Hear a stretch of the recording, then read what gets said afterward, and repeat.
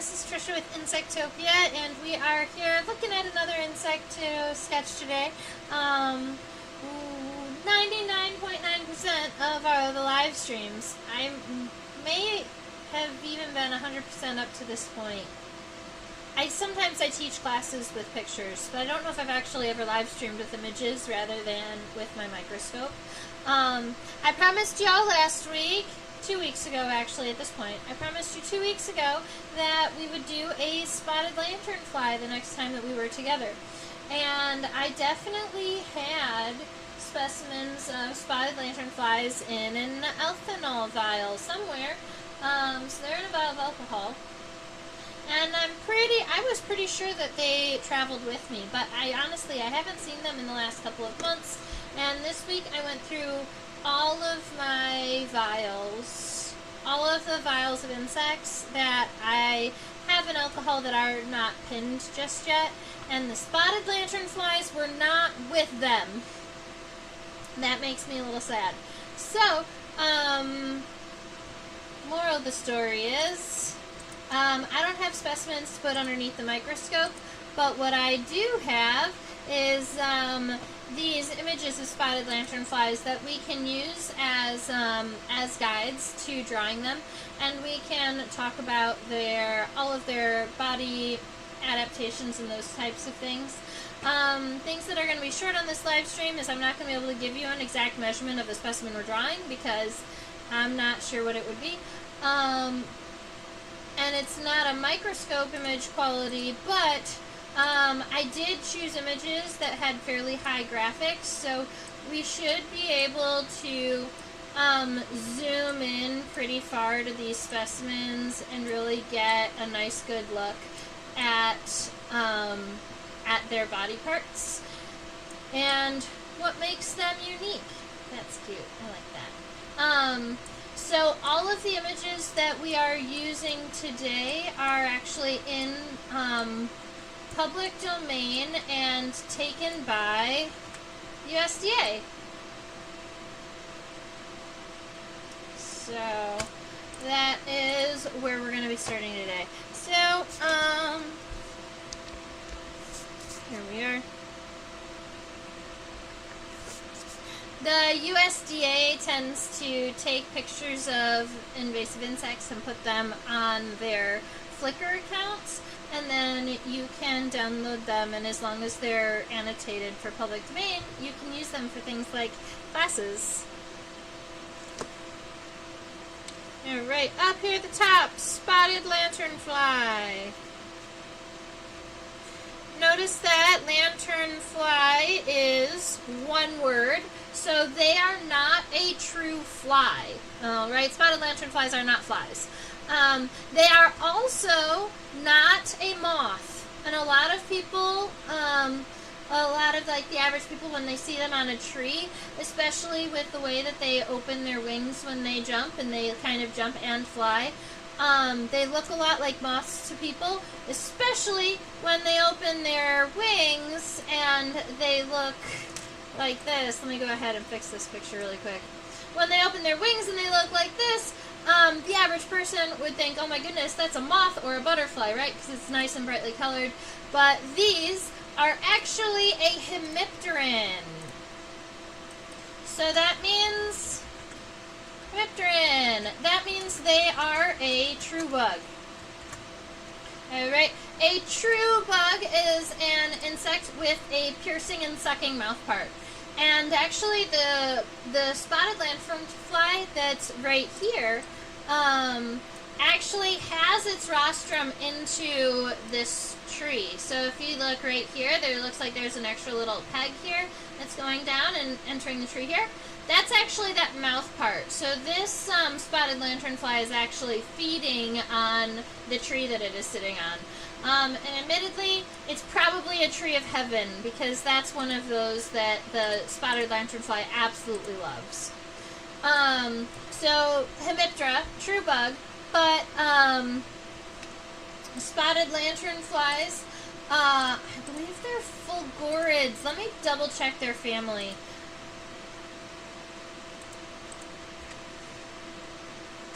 Oh, come on. There we go. They're a fulgurid. I was right. Okay, so, spotted lanternflies are fulgurids. That means that their kind of larger common name would be a plant hopper. They are one of many, many, many species of plant hoppers in the planet. I believe there are thousands of plant hoppers in that family. But spotted lanternflies are a fairly large plant hopper, alright? They're actually pretty big. And their species is Lycorma delicatula.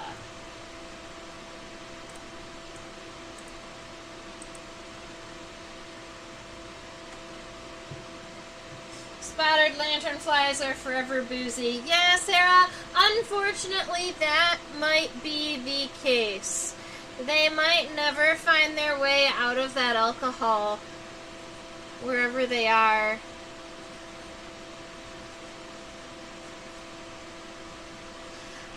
I hope that one day I find them in a box that I never thought that they would be in or something, but they're definitely not with my specimens. But yes, so the spotted lanternfly, absolutely gorgeous. Alright, this is an insect that is beautiful. It is also incredibly invasive and very dangerous for our for a lot of our plant life. I believe the spotted lanternfly is going after mostly trees.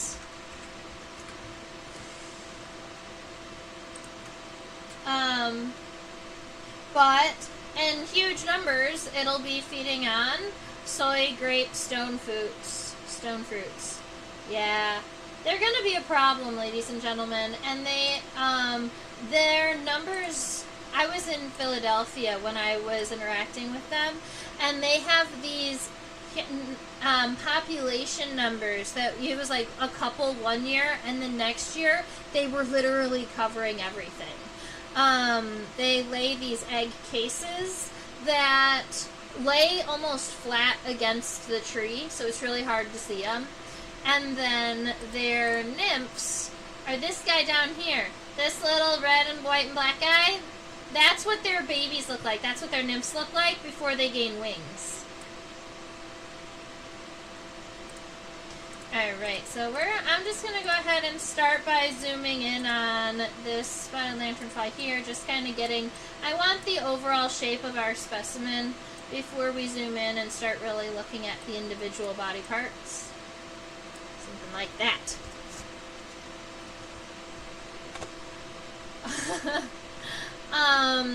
This is going to be a fun one for people to look at too, because their bodies kind of seem very slanted. The head is up here. These two are right here. Those are compound eyes. This orange dot there, that's actually a bit of the antenna. And when we zoom in, we're going to see that there's a small hair coming off of that. We have... This is that edge of the head, and then after this part, you've got the thorax here. So you've got the first segment of the thorax with the first pair of legs, and then the second and the third. Primarily what we're seeing is mostly wings here, and, oopsies, and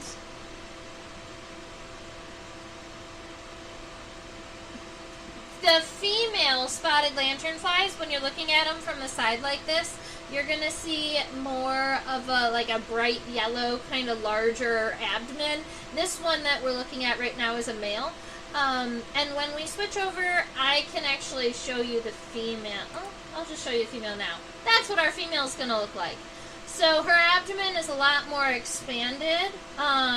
This picture is also from a little bit of an underview, but you're going to see that really huge kind of big yellow abdomen on the females that you don't see as strongly on the males.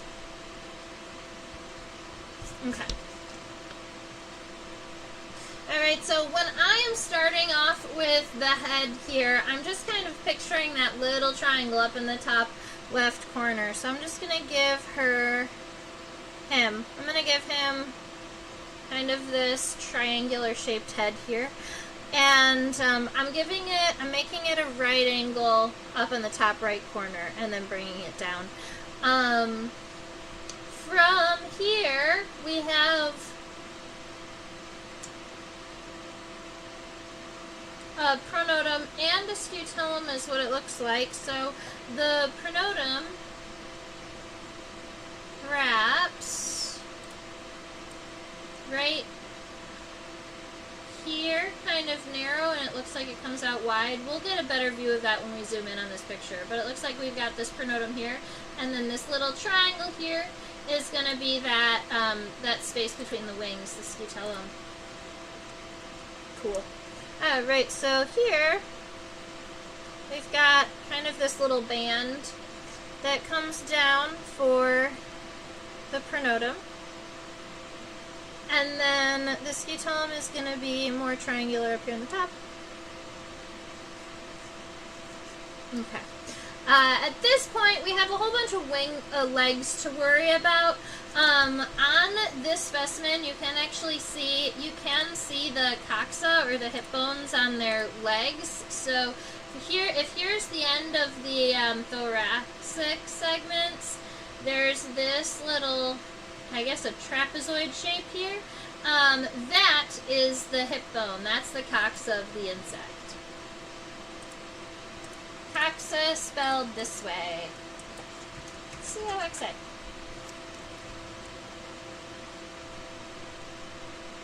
Alrighty, so first pair of legs is going to come off of the first one, like here. And then I'm just going to give kind of stick legs that I'm going to follow. So the front leg is moving forward, kind of like that.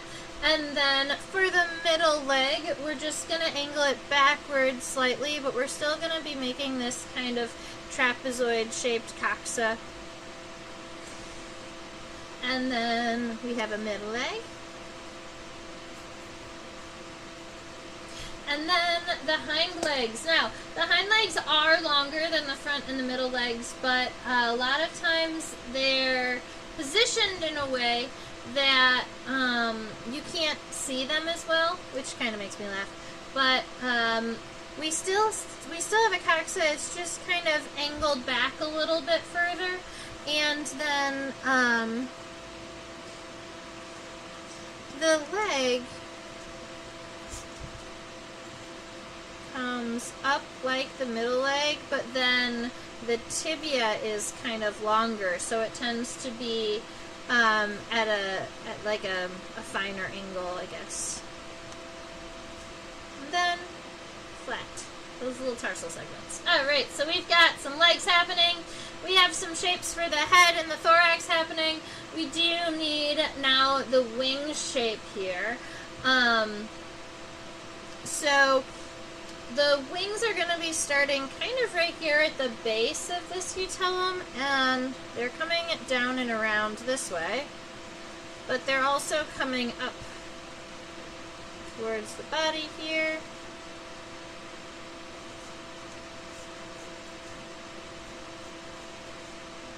Alright, so I'm going to start off by giving myself a little triangle here, and then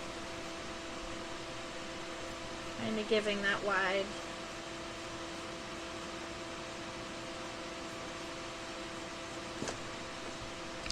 Like that.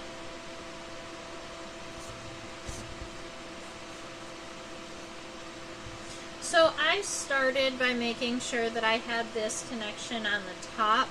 You can also, if you want, go one layer kind of this way so that the wings look like they're coming together at the scutellum here. Keep in mind, this is just my first light sketch. I'm going to be coming back through with darker lines wherever we decide.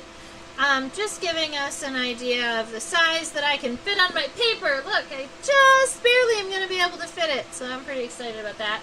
Very good. So I'm pretty happy with our shape here. So we're going to go ahead and zoom in and check out the head.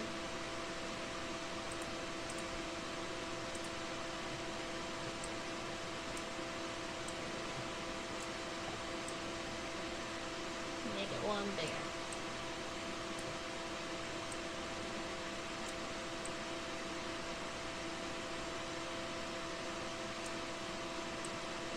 pretty cool.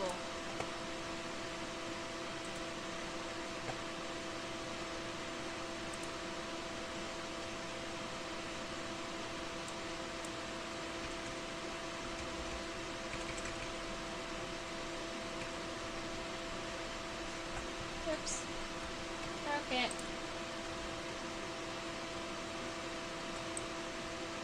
Didn't mean to break it. Alright. So we are looking right about here at the head and the upper body. Now you can see the difference between that pronotum and the scutellum here too, which is great. Okay, so we're looking at the, I'm just going to leave it like this for a minute. This is our compound eye here. We've got another one on the other side. This orange piece, that is the part of the antenna. I almost want to say it's the first segment of the antenna, which would make it this scape.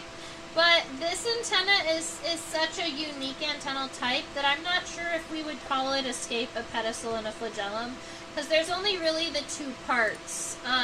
There's the that orange kind of circular part at the base, and then there's a hair that comes off of it. And that is the entire antenna of this insect.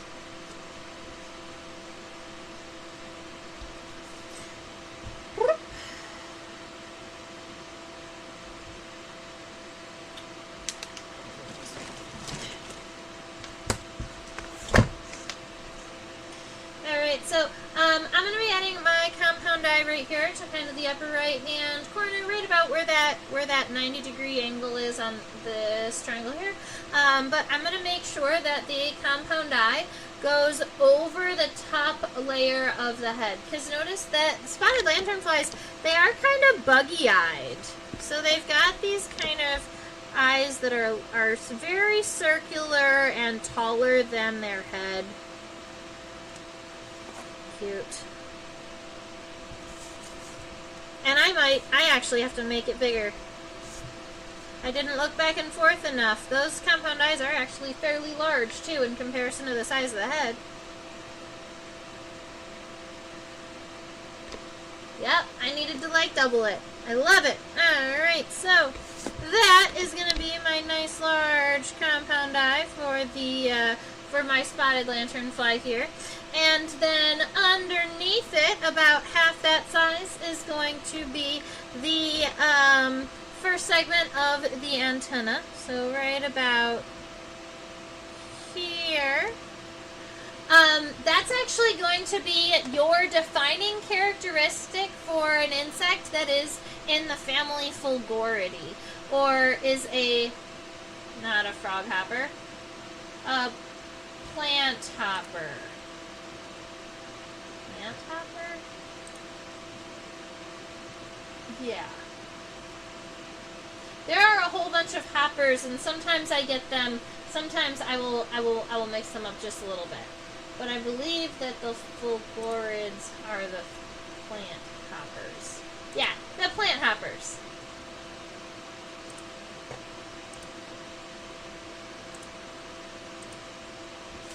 Okay.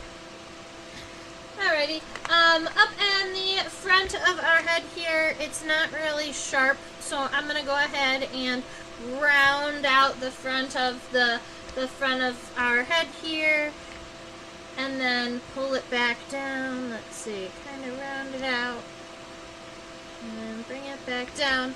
Alright, the end of the head here does actually kind of continue down because you have a mouth part. You have that piercing and sucking mouth part that is following this line coming down and is going to be coming down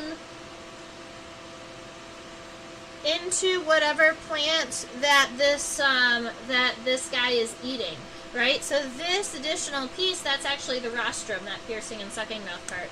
I have not seen a really great picture of a spotted lanternfly rostrum that I'm allowed to use, but there are some good ones out there. I just they're not in public domain or free to use.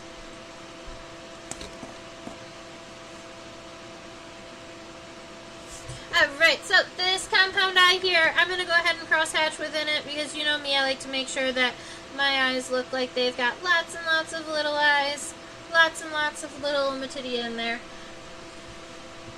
Alright, the head is coming down. I'm going to make sure the back of the head here doesn't just go straight down. It does angle kind of in a forward manner. So I'm going to start kind of a little bit further back on that compound eye and angle it forward rather than coming down to make it more realistic to our friend here.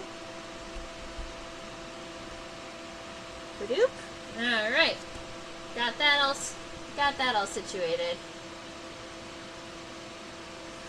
Maybe the front of the head needs to be straighter though. Notice how straight that is?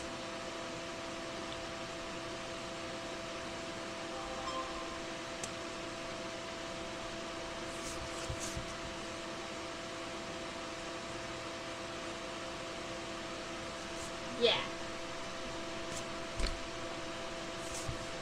Alright, and then a little hair. Cool. We've got a head all taken care of. Now, with the pronotum, let me go ahead and spell that for us.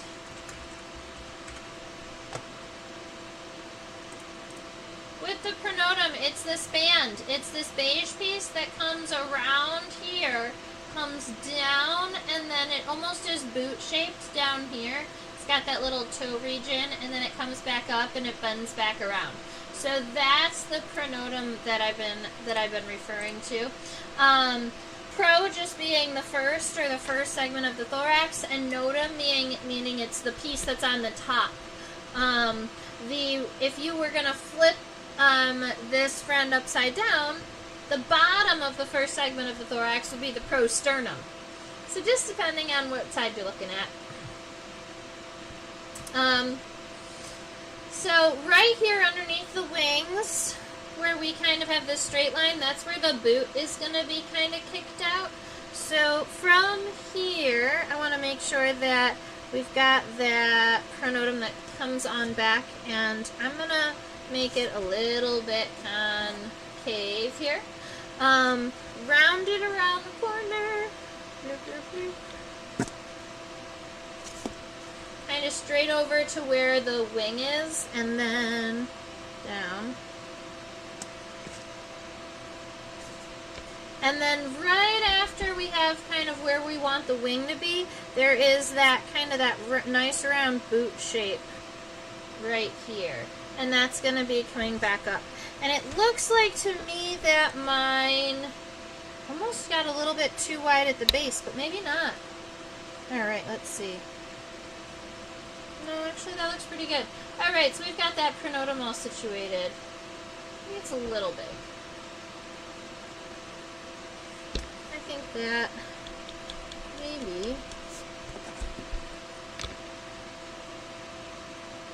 it's got to come back on a stronger angle and then not have as large of a boot. Yeah, that's better.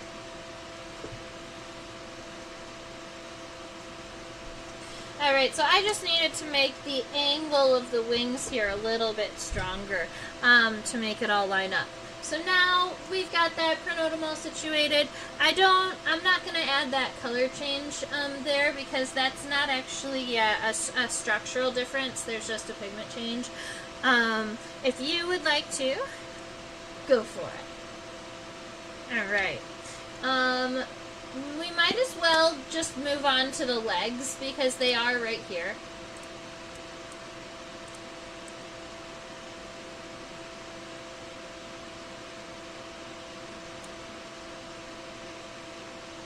Alright, so the front pair of legs is this one here. It comes down, goes over, and then comes down here. So that's our front pair of legs. And you can see that there are some pieces that are kind of buried, so we can't see them, but we can see them on the second leg. So I'm going to write down our words for the parts of the leg, just in case anyone is looking to label them. The coxa is going to be your hip bone, kind of where Terry is pointing to now, right about here. If you're going around the corner, there's a little itty bitty guy there, and we can see it, so I'm going to label it. That is the trochanter. It's kind of like a knee bone, but it exists in between the hip and the femur. Alright, so it just helps the insect kind of get the leg going in the right direction. Femur, tibia, tarsi. I'm going to just stretch that across the screen so everybody can see it. Alright, those are the names for the pieces of our legs. Alright, and so if you would like to label them, you may. Now, the front leg here, it looks like it's pretty much connected directly underneath the head, and the coxa is moving towards, is moving kind of backwards at this angle, kind of at the same angle that the head is at. So we're just going to follow this angle, and we're going to just bring it on backwards. And then this piece here, this is going to be our coxa. So it looks like it hits about a third of the way up the boot. Made it maybe a little bit too long. Yep, I'm going to shorten it up just a little bit. Alright, and now that is going to be our coxa. Ooh. That is an insect pin I just poked myself with. That's fine. Oh, right. The trochanter right here is going to kind of come around the corner. It's just this segment that helps kind of round the leg forward. So let's see. We're gonna. I like that. We've got the little trochanter. The femur is the long one that's moving out, and it is actually moving more straight than not, so I'm going to straighten mine out just a little bit. It's not a really wide segment. It gets a little bit wider in the center than it is at the edges. Almost like, it's kind of like the most basic of femurs in the insect world. There aren't any spines. There isn't much texture to speak of. Just making sure I made it just, I think that it was just a little bit too wide that time, so I'm going to narrowing it down just a little bit. Okay. Femur. And then the tibia is the one that is going down.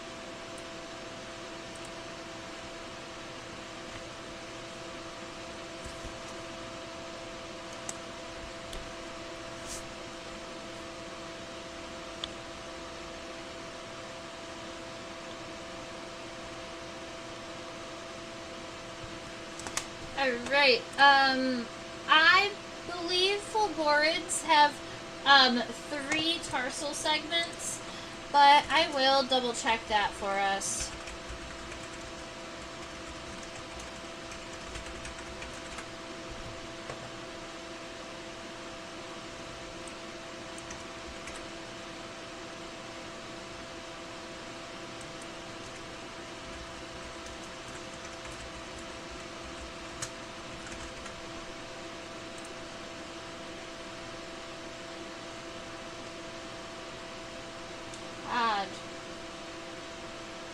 Doesn't want to give me a clear answer.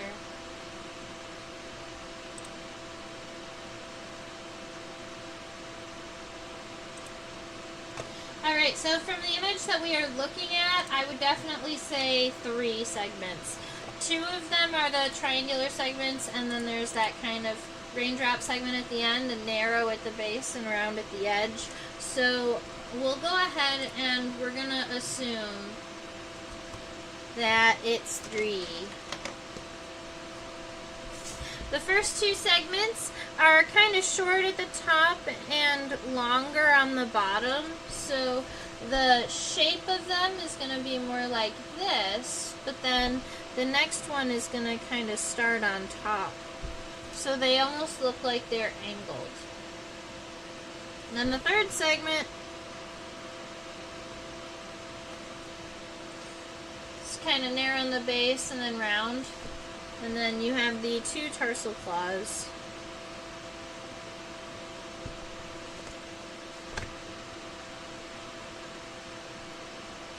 Alright, and that is going to be our front leg. Now we're going to kind of do very similar things, but we're going to make sure that they go on the middle and the hind legs.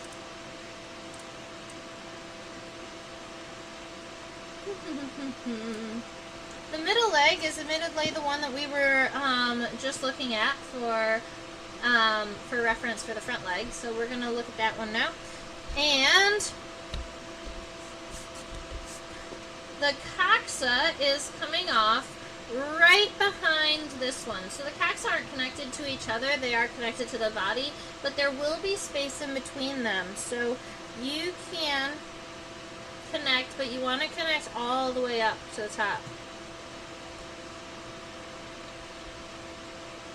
And the mesocoxa is going to be angled a little bit more backwards, a little bit more further back, because our middle leg is going to be going backwards, not forwards.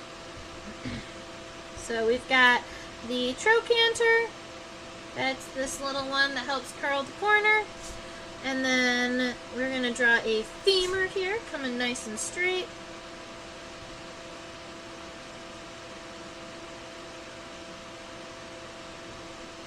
Femur, and then the tibia coming down.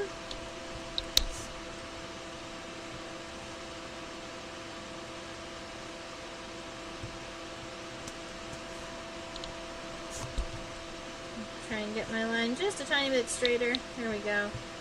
There's that tibia, and then the tarsal segments are going to be the same as the front leg. Just make sure that because we're going backwards, you're alternating it.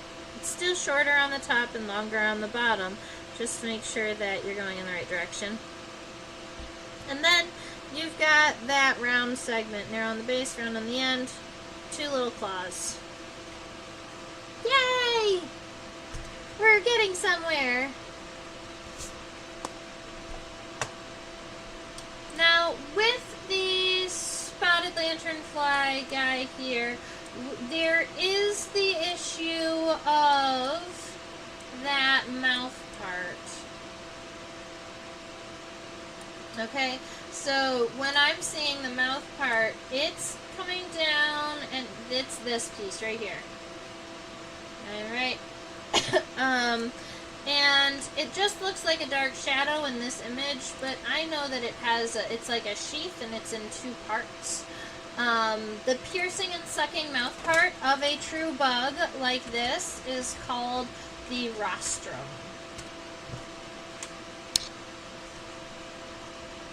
Different than a proboscis, right? A proboscis is like a straw, but it's used to just drink or lap. It doesn't pierce.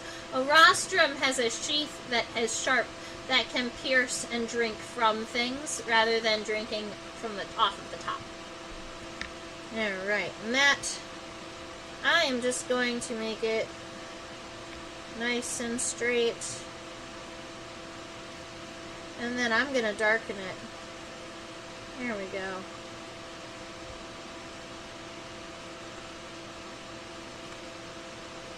There. Now he's got something to sit on and something to drink on. Very good. Let's do the hind leg. So I have the hind leg kind of starting way over here. The hind leg does have to move up a little bit closer than I had it, so I will be moving, kind of shifting my leg forward just a little bit. If you notice, there is another segment kind of right off the boot, right on my comes and that. Kind of like in this shape. That's going to be a piece of our thorax here that's going to come around, and then it's going to be a part of, and then it's going to connect widely to the abdomen. Spotted lanternflies don't have any kind of narrow waist or anything like that. They're pretty wide. They're stout. But after we've got that, now this is where the coxa is connecting, so we're just going to kind of create that trapezoidal shape, but it's going to be kind of very slanted backwards, significantly. You know, everybody else is like this, the hind leg is like this. because it is a jumping leg, it needs to have, it needs to be pushing against the body. Okay.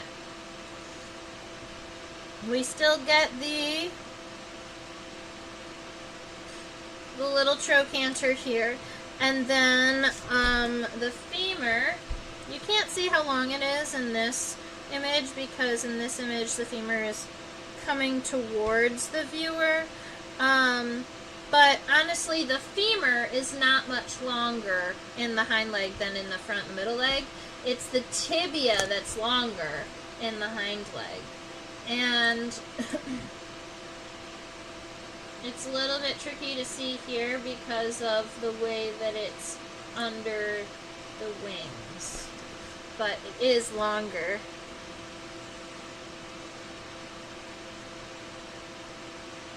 Ugh. Try and keep it nice and even. Let's see, we've got to try that again.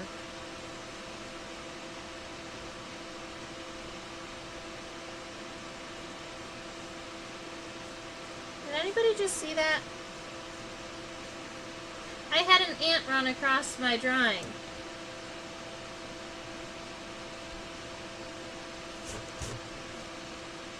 I'm not happy with that.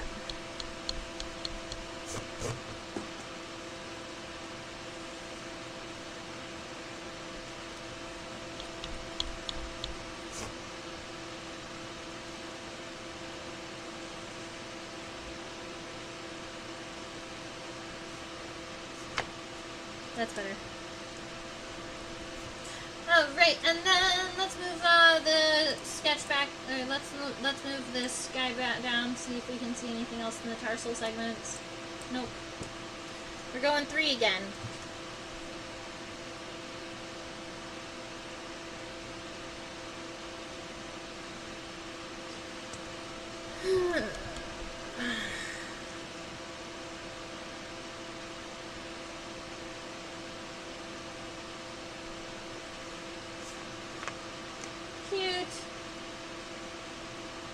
The ant reminds me of my cat. Yeah, it just wanted to stop by and say hi to everybody for a moment.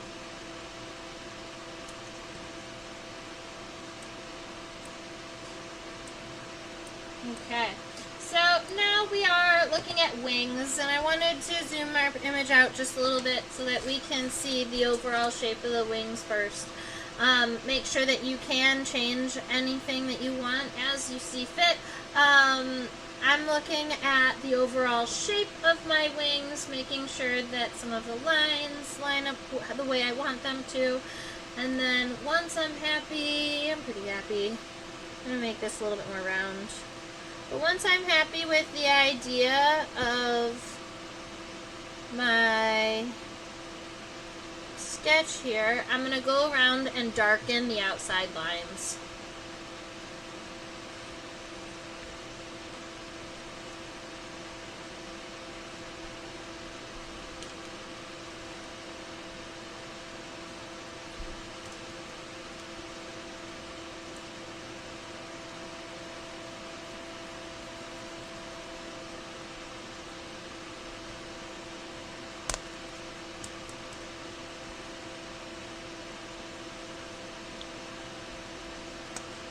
Okay.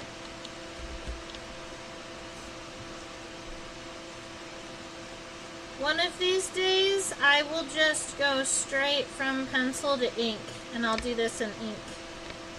That'll be fun. Alright, let's see.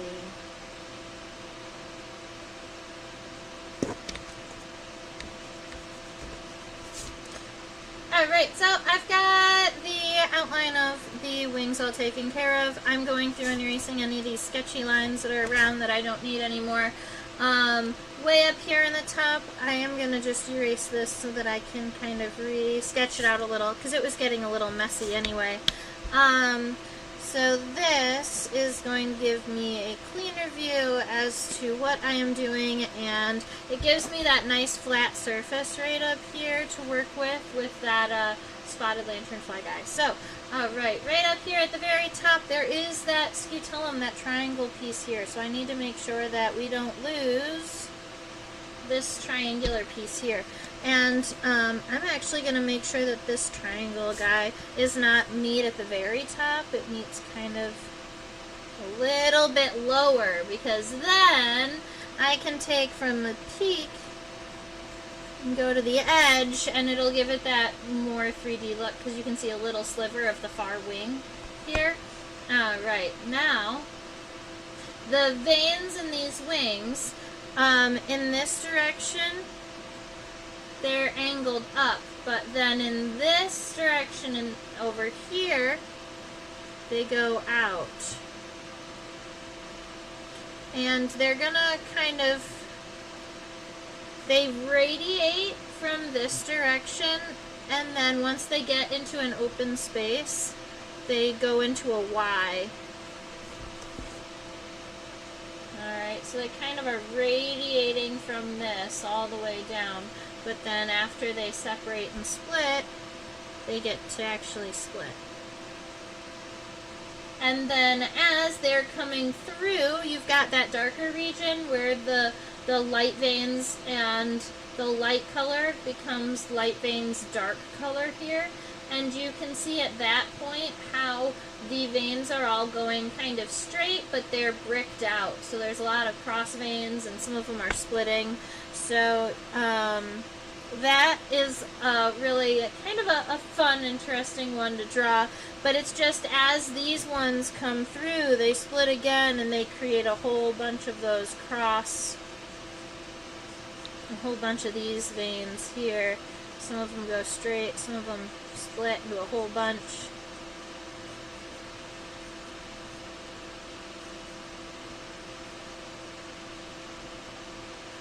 Alright, so you've got all of this happening.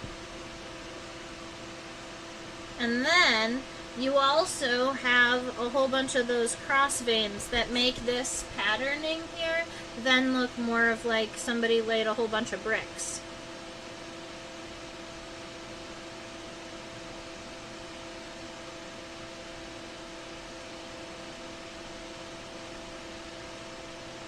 And then you get to double it on up that this whole region on the end of the wing also, which is going to maybe be a little bit wider than what I put it, is dark. There we go. I mean, she's pretty cute.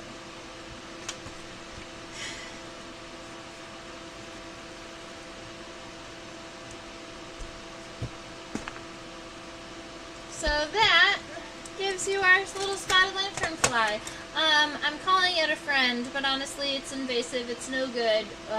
We don't love that they are around, and they are multiplying in huge numbers, and we don't have any predators that are adapted for them. So there is a small parasitoid wasp that does feed on them, and they do actually prefer the host tree of heaven, which is also from their native habitat. But it's still not stopping them from feeding on all of our agricultural stuff too. That's our female with the really big yellow underbody. And this is what their wings look like. When they open up those front wings that have... Ooh, I forgot to put the spots. When they open up their front wings that have these spots in this dark pattern, you have that really bright red pattern underneath, and that's a warning because spotted lanternflies are poisonous. They're toxic to things that try to eat them. So that's their aposematic coloration. That's their warning colors.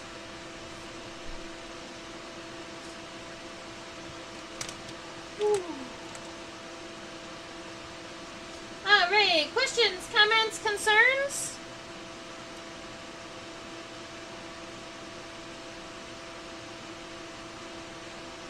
I'm going to be driving down to Cleveland this weekend, and then after Cleveland, I'm going to be heading down further south so that I can find the mass cicada emergence. I'm going to be hitting a region where hopefully all 7 species should be emerging.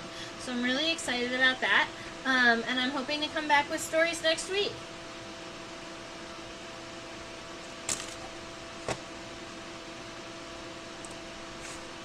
Alright, so just as an update, I do teach classes on OutSchool for kids ages 5 to 8, 9 to 12. Those classes are virtual classes through Zoom, and if you would like $20 towards your first 2 weeks of classes, there is a link in the description box below. Please make sure that you subscribe. If you are already subscribed, I'd like to say thank you. So Sarah, Eva, and Deb, I appreciate you. I know you're subscribed because you're chit-chatting with me in the chat box, and that's always appreciated. If you'd like to share your drawings, you can share them here, Trisha@theinsectopia.com. I love seeing the art that's inspired by these live streams, even if it's not complete, even if it's not colored. I feel like mine never look completely complete, but I kind of like them the way that I leave them. This is at Insectopia 2015. That's my Facebook and my Instagram tag. And if you would like to drop a donation to Insectopia, drop me a tip, buy me a coffee, help me travel and collect more buggies so that we can continue to do this, feel free.